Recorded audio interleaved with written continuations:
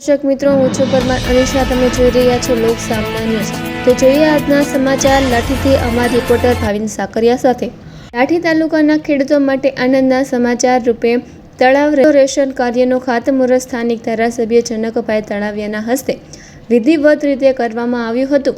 રાજ્ય સરકાર દ્વારા ખેડૂતોને વધુ સારી સિંચાઈ સુવિધા ઉપલબ્ધ થાય અને પાણીના સંગ્રહ ક્ષમતા વધે તે હેતુસર ₹38.30 લાખના ખર્ચે આ મહત્વપૂર્ણ કામગીરી હાથ ધરવામાં આવી રહી છે.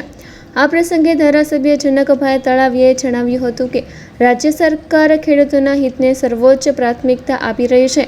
સિંચાઈ યોજનાઓના પુનઃસ્થાપન દ્વારા ગ્રામ્ય વિસ્તારમાં કૃષિ વિકાસને નવી દિશા મળશે.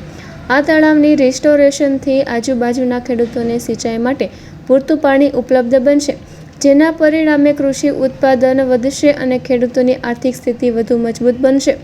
તેમણે વધુમાં ઉમેર્યું હતું કે પાણી સંચય અને પાણીના સદુપયોગ માટે રાજ્ય સરકાર સતત પ્રયત્નશીલ છે.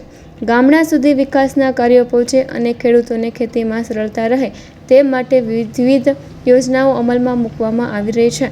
આ તળાવનું રેસ્ટોરેશન પૂર્ણ થયા બાદ વિસ્તારમાં પાણી સંગ્રહ ક્ષમતામાં વધારો થશે તેમજ ભૂગર્ભ જળ સ્તર સુવિધામાં પણ મદદ મળશે.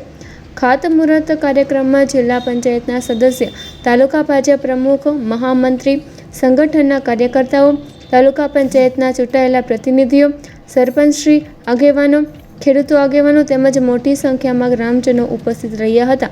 સમગ્ર કાર્યક્રમ ઉત્સાહભેર અને વિકાસમુખી વાતાવરણમાં યોજાયો હતો. તો ફરી મળીશું એક નવા સમાચાર સાથે. ત્યાં સુધી જોતા રહો લોક સામના ન્યૂઝ.